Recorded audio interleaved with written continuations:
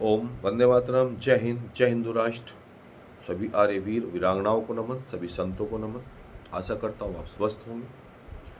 आज हमारा देश की परिस्थितियाँ बड़ी नाजुक हैं, अनुकूल नहीं है, क्योंकि जब संत समाज अपनी मर्यादाओं को भूल जाता है, अपनी गुरु परंपराओं को भूल जाता है, तो उस देश की संस्कृति खतरे में पड़ जाती है और हमारे उस देश में जो धर्म है, उस धर्म के अनुयायियों को संकट उत्पन्न होने लगते हैं अपने दैनिक कार्य करने के लिए।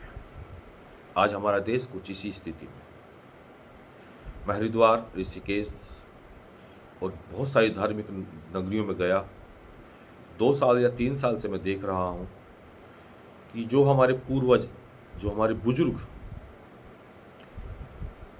संत हैं, वे अपने अपने धीरे धीरे कुछ शरीर छोड़ते जा रहे हैं, एक दो कुछ बचे हुए हैं।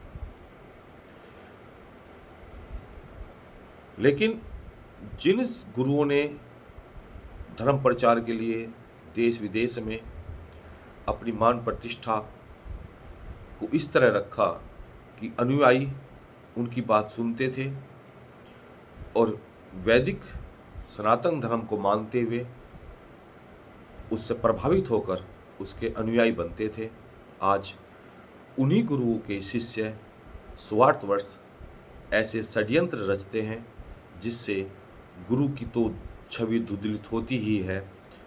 वहाँ पर एक ऐसा माहौल बन जाता है जैसे ये एक व्यापारिक केंद्र। इसका श्रेय उन दूषित विचारों से जाता है जो दूषित विचार लेकर शायद हम इस संत समाज में आए थे। गुरु ने कभी ये नहीं कहा कि तुम गुरु की संपत्ति पर अधिकार जताओ। गुरु ने कभी ये नहीं कहा कि मैं आपको एक गोद ले रहा हूँ और मैं आपका पालन पोषण जीते जी करूँगा और मरने के बाद भी मैं आपके लिए संपत्ति छोड़ कर जाऊँगा। क्योंकि हमने भगवा पैरा, परिवार से अलग आए। हम कहते हैं कि मैं 15 साल से घर नहीं गया, मैं 16 साल से घर नहीं गया, मैं 5 साल से घर नहीं गया, मैं 80 साल से महात्मा हूँ। जब हमने अपने जन्म देने वाले माता पिताओं को त्याग कर उनकी संपत्ति पर हक नहीं जताया, तो जिस गुरु के पास हम ज्ञान लेने आए थे उसकी संपत्ति पर हक जताने का अधिकार हमें किसने दिया? या तो हमारे माता पिता के पास संपत्ति नहीं थी, हम सामर्थ्यहीन थे, कर्तव्यहीन थे, हम समाज में कुछ करके नहीं खाते थे, इसलिए हमने इस भगवा पहन लिया कि हम शायद भगवे की बहुत इज्जत है, क्योंकि हमारे पूर्वजों ने भगवा पहनकर ज्ञान का प्रचार किया है, वेद का प्रचार किया है, इसलिए उनका जो प्रचार है, इस कपड़े का जो सम्मान है, इस सम्मान की आड़ में हम कुछ रोटियां सेक लेंगे। क्या हमने इसलिए भगवा पहना? ये हमने इसलिए भगवा पहना कि हम अब भौतिक समाज को छोड़कर इस संत समाज की परंपरा में जाकर वेद अध्ययन करें, चिंतन करें, प्रवचन सुने। और गुरुओं ने जिस प्रकार अपने गुरु से शिक्षा लेकर हमें दीक्षित किया, इसी प्रकार हम अपने गुरु से दीक्षा लेकर और समाज और जो आने वाली नस्ल है उन्हें दीक्षित करें। ये तो हम पर निर्भर किया। लेकिन मैं आज देखता हूँ कि मेरे गुरु ने मुझे ये कहा था। क्या कहा था? कि बेटे, ये शंख आपके पास है, इस शंख को मैं आपको देता हूं, इससे आप बजाना। और मैं उस शंख को रखकर एक मेज पर बैठ जाता हूं और कहता हूं कि गुरु के शरीर के बाद में कि ये शंख तो मुझे गुरु ने दिया था, बजाने के लिए दिया था, मैं इसको यहाँ रखता हूं और मेरे गुरु ने कहा था कि इस शंख पे रोज पैसे चढ़वाना।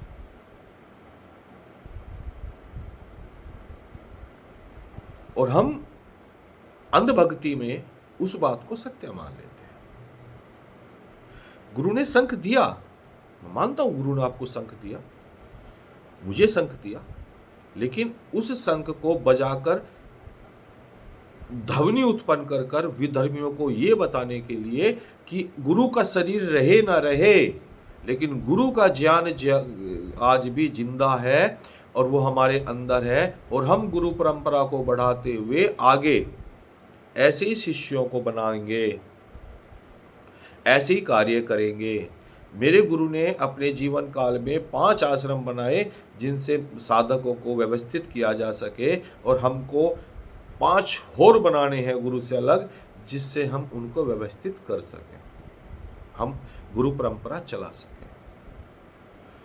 चाहे उसमें मैं नाम नहीं लूँगा, मेरे देवबंद वाले गुरु जी हुए, हरिद्वार वाले गुरु हुए, या फिर हरियाणा वाला गुरु हुए, कब तक हम गुरुओं के नाम का खाएंगे? हमारे किस गुरु ने दादा गुरु के नाम का खाया है? किस गुरु ने ये कहा है कि मेरे गुरु जी ने तो मुझे ये दिया था और मेरा इस पर पूर्ण अधिकार है, इसकी व्यवस्था सारे गुरु भाई करें? आज हम स्वामी कैलासानंद जी को देखते हैं, रुपेंद्र जी को देखते हैं, महामंडलेश्वर प्रेमानंद जी को देखते हैं, हम अनेकों ऐसे संतों को देखते हैं जिन्होंने अपने बलबूते पर आज अपना नाम कमाया है। ठीक है, वे अपने गुरु का सम्मान करते हैं, गुरु का इज्जत करते हैं, गुरु के ज्ञान की इज्जत करते हैं, और गुरु पूर्णिमा पर उनकी पूजा भी करते हैं, लेकिन वे गुरु की संपत्ति या गुरु के लिए लड़ाई नहीं करते। वे ये नहीं कहते कि मेरे को गुरु ने गोद ले लिया और मेरे पालन पोषण का सारी जिम्मेदारी गुरु की है, गुरु मुझे गाड़ी देगा, गुरु ही मुझे कार देगा। अब गुरु जी ने आपको एक कार दे दी, चलो मैं मानता हूँ मेरे गुरु ने मेरे को कार दी थी, सत्य बात है कि मेरे को गुरु ने ही मुझे कार दी थी कि बेटा कार ले, इसमें घूम, यही इस तरह आने जाने की व्यवस्था ठीक रहेगी। और मैं उस टाइम हिंदू मुस्लिम पर काम भी करता था, तो उस वजह से कुछ विधर्मी लोग मेरे विरोध में भी थे, तो मेरी सुरक्षा के लिए गुरु ने मुझे कार दी थी। तो इसका मतलब ये नहीं है कि गुरु ने मुझे कार दी तो गुरु मुझे ये भी कहेगा कि नहीं ये कार तुझे दी है तो मेरे मरने के बाद मेरे जीते जी भी इस कार का पेट्रोल भी मैं ही तुम्हें दूंगा। अरे गुरु ने मुझे कार दी है, उस कार की मेंटेनेंस, उस कार का पेट्रोल, उसका रख रखाव की जिम्मेदारी मेरी बनती है। और कहा था गुरु जी ने कि भाई मैंने तुम्हें दे दिया, मेरा इतना सामर्थ्य, पकड़ो, इसके बाद तुम अपना खुद देखो। गुरु ने हमें दीक्षा दी है, इसका मतलब ये नहीं कि गुरु ने हमें गोद ले लिया है। सोशल मीडिया पर अपने शब्दों का जाल बिछाकर अनेकों लोग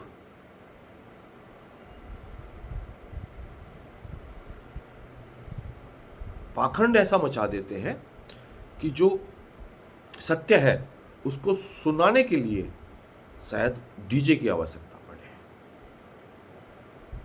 और ये आज की बात नहीं है, रामायण काल से ऐसा चलता हुआ आ रहा है। रामायण काल से हमेशा ऐसा चलता हुआ आ रहा है कि जो जितना सुसज्जित और दिखावे का आश्रम होगा, सन्यासी होगा, उसको लोग उतना ही सत्य मान लेते हैं। जो शांत और अपनी उस बात को कम कहने वाला होगा, अपने शब्दों को कम प्रयोग करने वाला होगा, उसको भौतिक लोग आज भी शायद झूठा ही समझते हैं।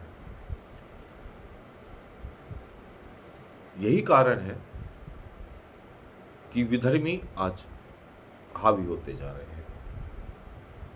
यही कारण है कि हम गुरुओं के नाम पर भोग विलास की पूर्ति करने हेतु किसी भी हद तक निमिन्नता में जाने के लिए तैयार है। और ये खतरा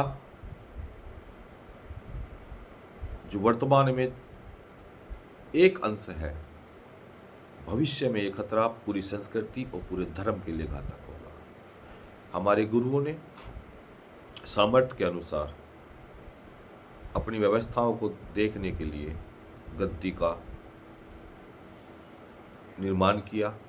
उस गद्दी पर उनको बैठाया गया और कहा गया कि आप जैसी व्यवस्थाएं मेरे समय में चल रही थी ऐसी व्यवस्था ही चलाते हैं।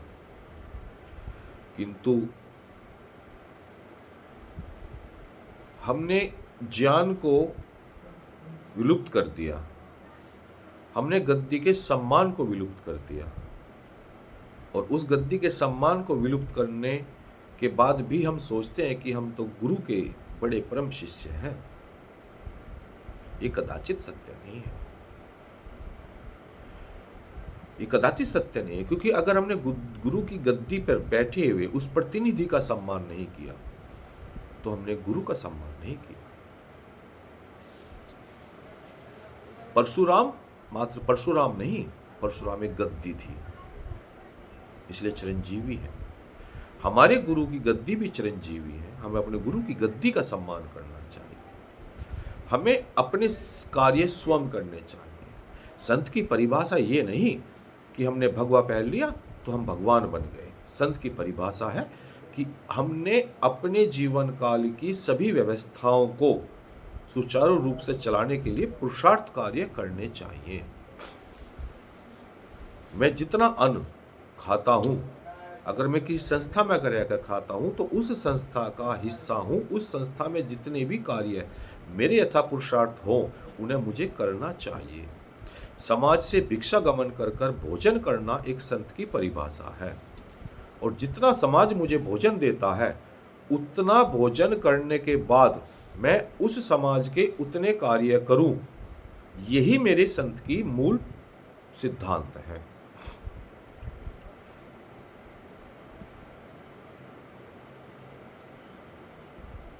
और सिद्धांतहीन व्यक्ति या सिद्धांतहीन संत समाज और राष्ट्र दोनों के लिए खतरा होता है।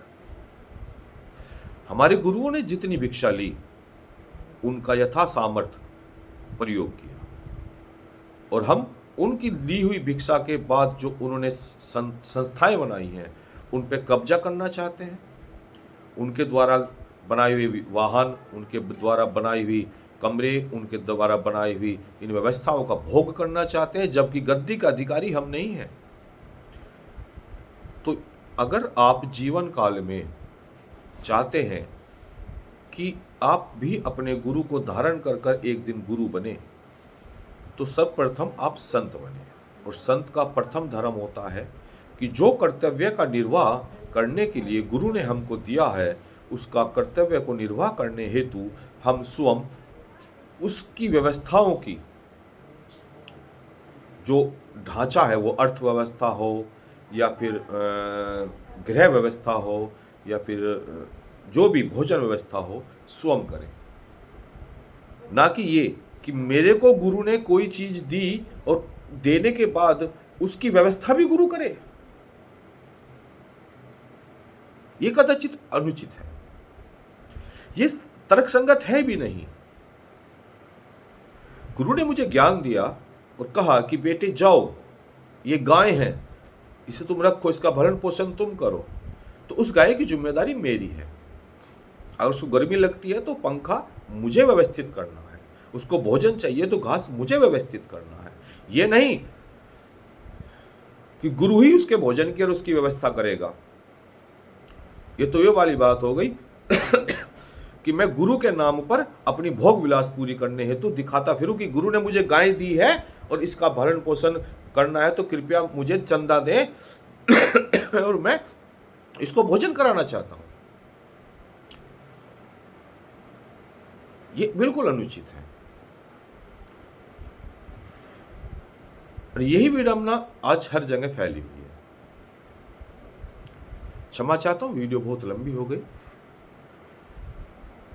लेकिन ये जो असत्य का पूरा साम्राज्य फैला हुआ है और हमने गुरुओं को मूर्ति रूप बनाकर, जैसे मंदिर में राम की, कृष्ण की मूर्ति बनाकर उस पर चढ़ावा चढ़ाकर मात्र अपना पेट भरने का जो हम कार्य करते हैं, वो गुरु के नाम पर ना किया जाए। गुरु एक ज्ञान है, गुरु एक संस्कृति है, उसको धारण कर कर क्षमा चाहता हूँ, खांसी बुखार हो रहा है, वीडियो ख़त्म करना चाहता हूँ, खांसी होगी। ऐसा ना कर कर गुरु परंपरा से अपने आप को गुरु बनाए और शिष्य परंपरा का निर्वाह करें। ओम वंदे मातरम, जय हिंद।